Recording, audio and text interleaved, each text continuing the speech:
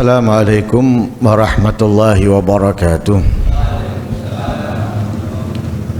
Bismillah walhamdulillah wassalatu wassalamu ala sayyidina Rasulillah Muhammad ibn Abdullah wa ala alihi wa sahbihi wa man walah. Nawaina ta'aluma wa ta'alim wa tadhakkura wa tadhkir wa naf'a wal intifa' wal ifadata wal istifada wal hatha ala tamassuki bi kitabillahi wa sunnati rasulihi wa du'a ilal huda wa dilala alal khair ibtigha'a wajhillahi wa mardatihi wa qurbihi wa thawabihi minallahi ta'ala. Subhanallah, alhamdulillah, wa la ilaha illallah, Allahu akbar, wa la hawla wa la quwata illa billahil aliyyil azim. Adada kulli harfin kutiba wa yuktabu abadal abidin wa dahrad dahirin. Subhanaka la ilma lana illa ma 'allamtana innaka antal alimul hakim. Allahumma ij'al anfusana mutmainnah tu'minu bi liqa'ik wa taqna'u bi ata'ik wa tarda bi qada'ik. Allahumma ya man bi yadihi maqalidul umur kulliha wa ilayhi yarjul amru kullu ya fatah ya alim iftah alaina fathan qariba. In tastaftihu faqad ja'akumul fatah. Inna fatahna laka fathan mubina. Nasrun minallahi wa fathun qarib. Allahumma aghnina bil ilm wa zayyinna bil hilmi wa akrimna bit taqwa jamilna bil afiyah bi rahmatika ya arhamar rahimin. Qala al-musannif rahimahullah wa nafa'ana bihi wa almikum fid darain amin. Wa min hikamihi radhiyallahu anhu aidan qawluhu aqallun nasi rahatan fid dunya al-hasud wal hagud wa adlamud zalimin li nafsihi man tawadha'a liman la yukrimuh wa raghiba fi mawaddati man la yanfa'uh. Masih di dalam hikamnya Imam Syafi'i radhiyallahu anhu wa nafa'ana bihi amin. Beliau berkata, aqallun nasi fid dunya rahatan. Paling sedikitnya ketenangan seseorang di dunia, atau paling sedikitnya manusia yang merasa tenang di dunia. Jadi orang hidup di dunia ini nggak ada yang tenang. Siapapun dia, mau dia orang yang taat ataupun orang yang maksiat.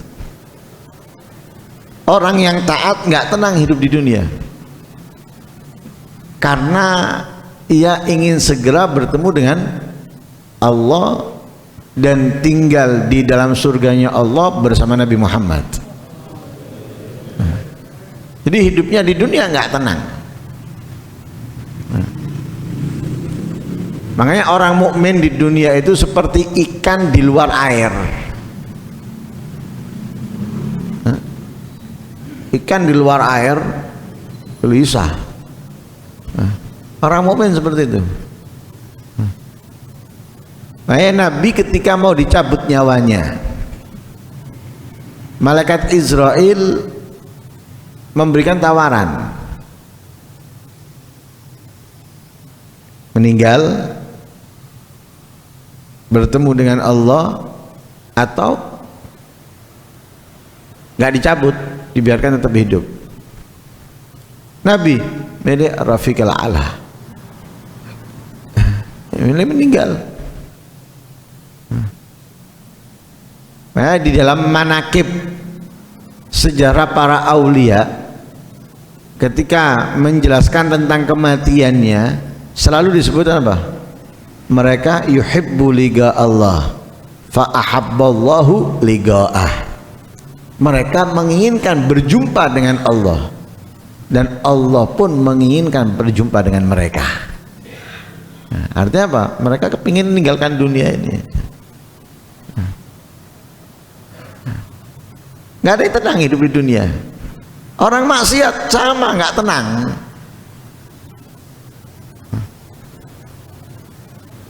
Yang narkoba nggak tenang.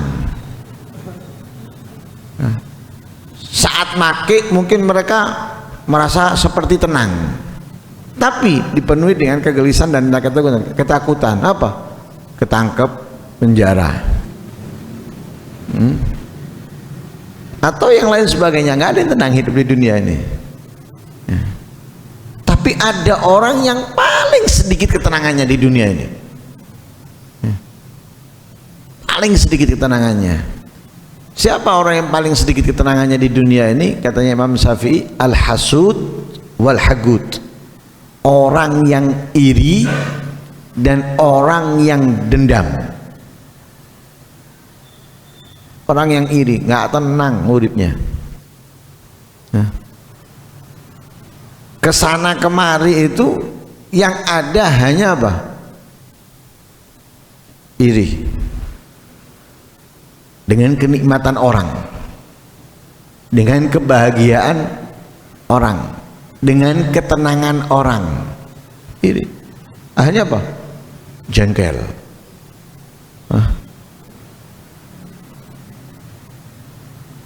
Emosi meluap di dalam dirinya. Makanya iri itu seperti api. Orang terbakar dirinya. Nggak ada yang mencaci dia, tidak ada yang memfitnah dia, tidak ada yang mengganggu dia, dia sendiri. Orang punya keuntungan dari usahanya. Apa salahnya orang itu? Kan nggak salah. Tapi orang yang iri, gupek di dalam hatinya, di dalam pikirannya tentang orang ini. Ya, dia bisa dapat itu karena ini, karena itu, karena A, karena B, karena ini. Dia sendiri. Padahal orang ini yang dapat keuntungan nggak nyaci dia, nggak memfitnah dia, nggak mengganggu urusan kerjaannya dia, tapi dia sendiri itu orang yang iri, nggak tenang. Jadi noleh kanan, noleh kiri, noleh depan, noleh belakang, jalan kemana? Ngelihat kenikmatannya orang itu gak seneng. Karena iri itu kan dia menginginkan kenikmatannya orang hilang. Nah, kenikmatan yang ada pada orang pergi dari orang tersebut. Akhirnya membuat dia hidupnya gak tenang. Karena selalu memerhatikan kenikmatannya orang, dan dalam dirinya punya keinginan kenikmatan dari orang itu hilang. Dan orang yang iri ini lebih buruk dari Fir'aun dan Iblis.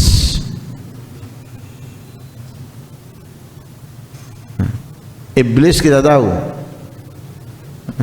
sudah sangat buruk, laknatnya Allah sudah stempel yang nggak mungkin bisa dihapus darinya.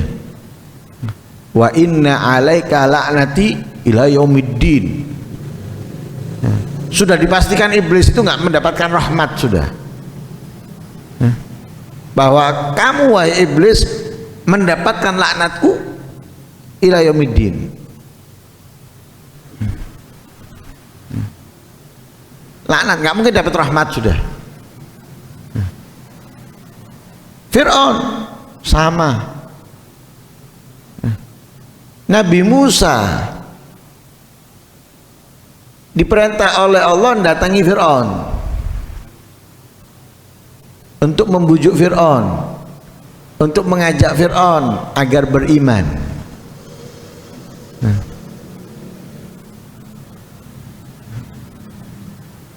Tapi nolak Fir'aun.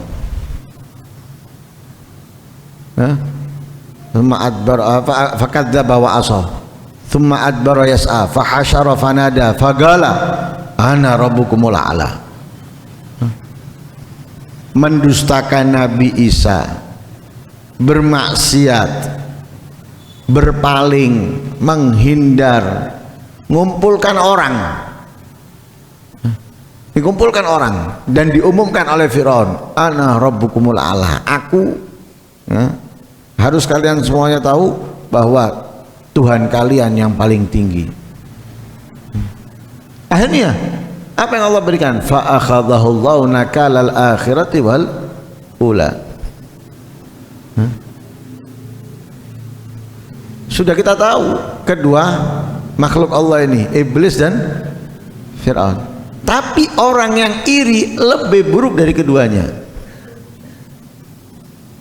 Dan itu yang menyatakan iblis ketika datang ke Fir'aun.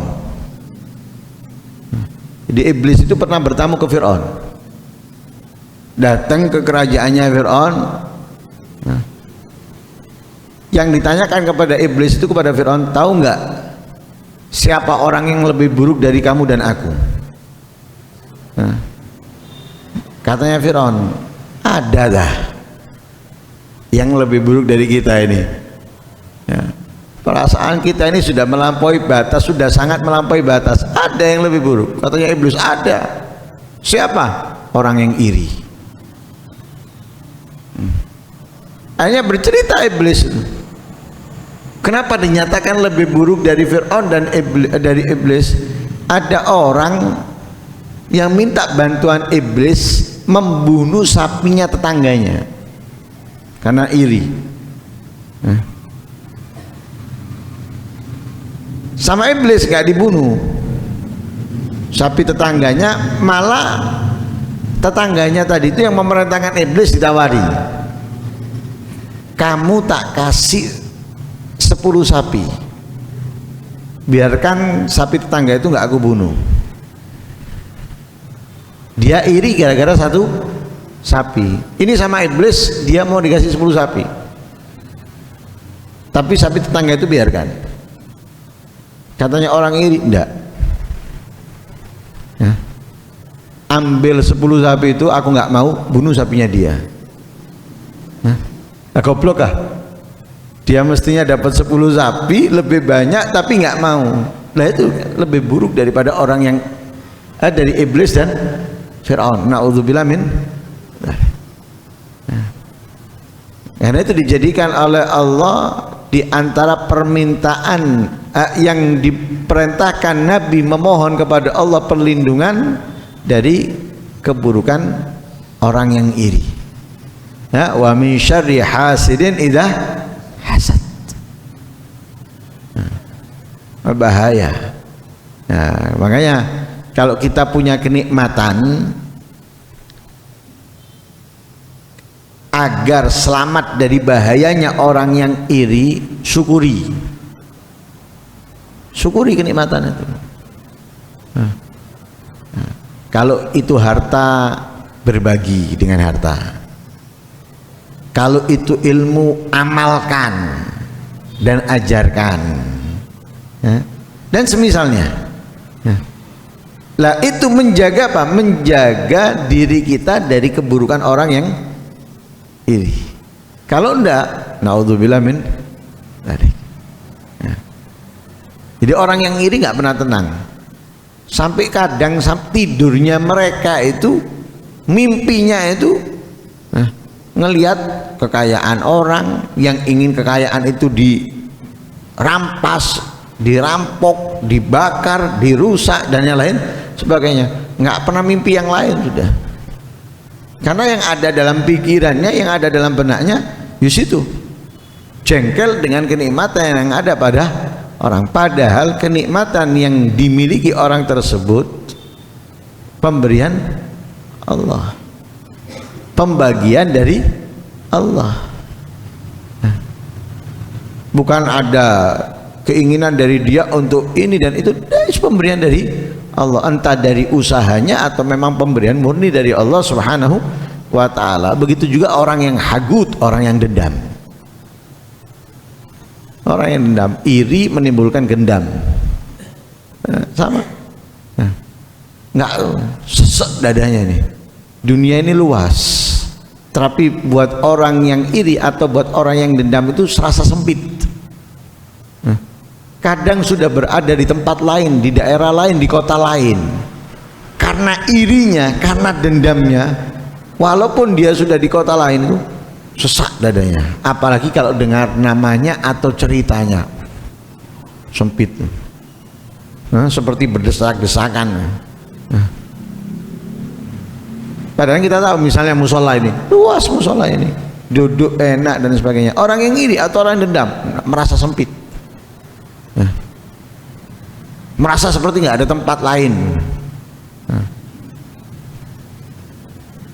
Dalam mengajar, dalam berdakwah, kota itu luas, negara ini luas, tapi merasa seperti tidak ada tempat lain lagi untuk berdakwah, sudah. Seperti merasa tidak ada tempat lagi untuk mengajar. Iri dan dendam.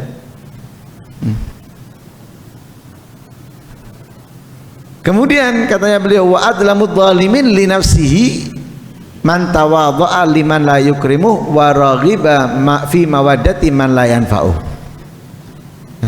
Paling zalimnya seseorang kepada dirinya sendiri. Zalimnya seseorang kepada dirinya sendiri yaitu merendah kepada orang yang tidak memuliakannya. Kalau bahasa Jawanya itu ngelendek nang wong sing ndak memulyakno awake.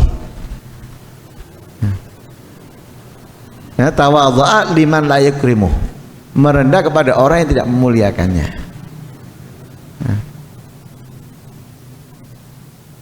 Ya, di antaranya merendah kepada orang kaya. Merendah kepada orang kaya. Mana ada sedikit, hampir tidak ada orang yang kaya itu memuliakan orang yang di bawahnya. Yang ada mereka meminta atau memaksa orang memuliakannya. Itu yang ada. Ada orang yang kaya itu misalnya duduk biasa, kemudian hadir seperti pada umumnya orang jarang, mesti berlagak, duduknya berlagak, jalannya berlagak, tempatnya pun tidak mau seperti pada umumnya orang. Lah orang yang bertawadhu kepada mereka, merendah kepada mereka, ini mendolimi dirinya sendiri. Makanya di dalam hadis Nabi SAW melarang kita dan menyampaikan kepada kita kalau kita tawadhu kepada orang yang kaya, soleh, orang kaya yang soleh, tapi kita menghormati, memuliakannya karena kekayaannya, bukan karena kesolehannya. Itu bisa menghilangkan Pak, zahaba thulutsa dini, 2/3 imannya akan pergi hilang. Padahal orang kaya yang soleh, tapi kita menghormati karena kekayaannya, ini menghilangkan 2/3 iman kita. Bagaimana kalau orang kaya yang gak soleh?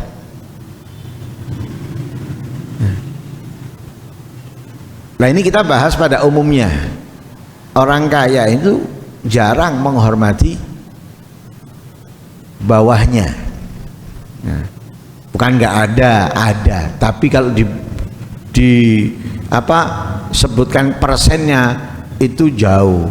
Mungkin bisa 70-30 atau 80-20. Orang kaya yang masih memuliakan atau menghormati yang lebih bawah dari dia itu sedikit, kebanyakan tidak. Itu satu contohnya, ya.